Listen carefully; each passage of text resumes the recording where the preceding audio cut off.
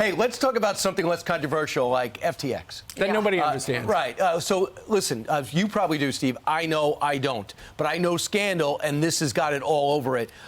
This crypto creep is now in jail. Evidently one of the worst jails around, full of maggots and pestilence and all horrible things here until at least February 9th. It's in the Bahamas. How bad could it be? He's worried about his vegan diet and his ADD. Yeah. Right. And you should not have to go to prison if you have ADD, even if you still steal billions from people.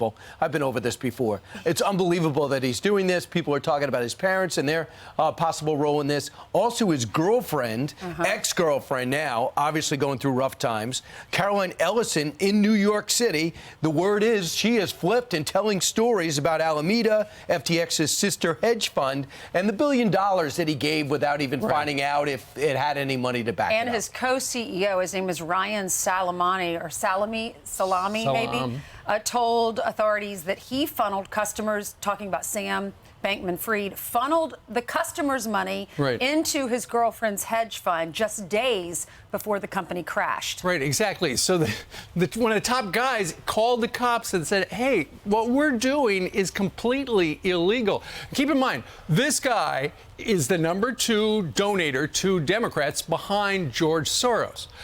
And, of course, he was supposed to appear via Zoom in a Senate Financial Services Committee hearing a couple of days ago, but because, oddly, the day before he was supposed to testify, the Biden administration Department of Justice swept him up and he was indicted by the SEC. Well, yesterday, they had a hearing up on Capitol Hill on the Senate side, and Elizabeth Warren, who has railed against cryptocurrencies for a long time, had in the hot seat Kevin O'Leary, who has been an endorser of FTX. The guy from Shark Tank. And Shark Tank is how everybody knows him. She asked him very pointedly, hey, one of the problems with crypto is it can be used for money laundering, right? Well, he didn't want to admit to that, and here's the exchange.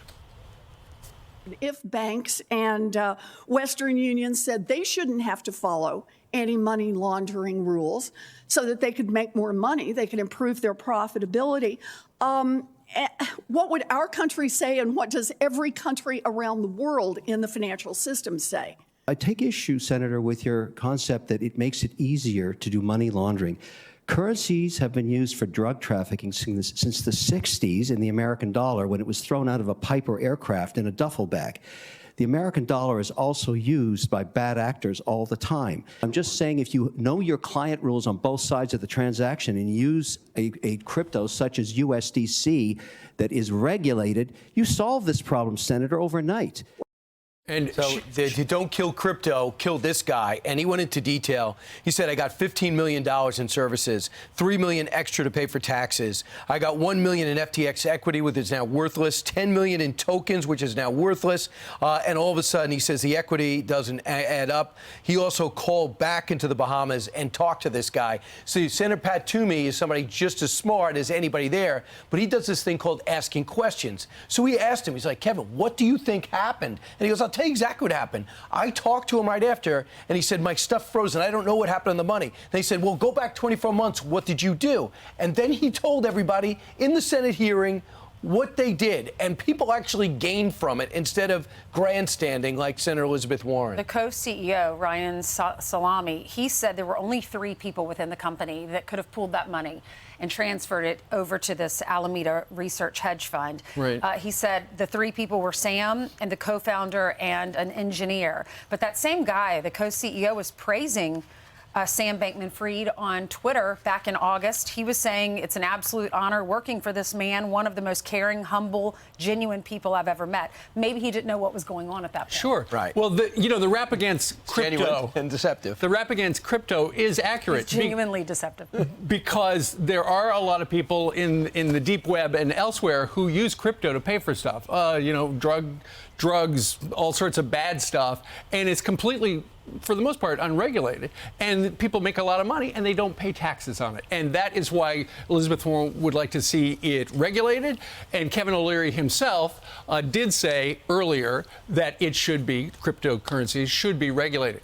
Ben McKinsey, who is an actor you probably recognize from the OC, a lot of people don't realize he also has an economics degree, and he's been trying to, he's been working with the journalists to expose these celebrities who go out and who have endorsed cryptocurrencies, and he essentially accuses them of shilling for these companies, which he says are a gigantic scandal and scam. Here he is yesterday in the Senate. In my opinion, the cryptocurrency industry represents the largest Ponzi scheme in history. In fact, by the time the dust settles, crypto may well represent a fraud at least 10 times bigger than Madoff. The fact that it has roped in tens of millions of Americans from all walks of life, as well as hundreds of millions of people worldwide, should be of concern to us all. And so many people invested in crypto when it was in its infancy, trying to get that skyrocketing, profits, and now they're holding worthless currency numbers that don't activate cash anymore, and people are like, I thought it was okay. So FTX, according to FTX, some 1.2 million retailers, AKA regular folks, and 5 million worldwide have lost access to the money that they put to FTX. So it is not just rich people like Kevin O'Leary wondering what happened with this investment, or Tom Brady wondering what's going to happen with the class action suit.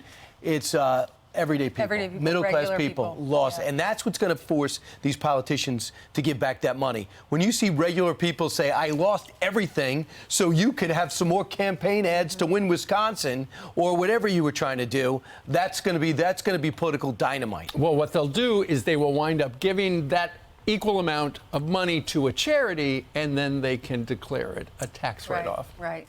I'm Steve Ducey. I'm Brian Kilmeade. And I'm Ainsley Earhart. And click here to subscribe to the Fox News YouTube page to catch our hottest interviews and most compelling analysis.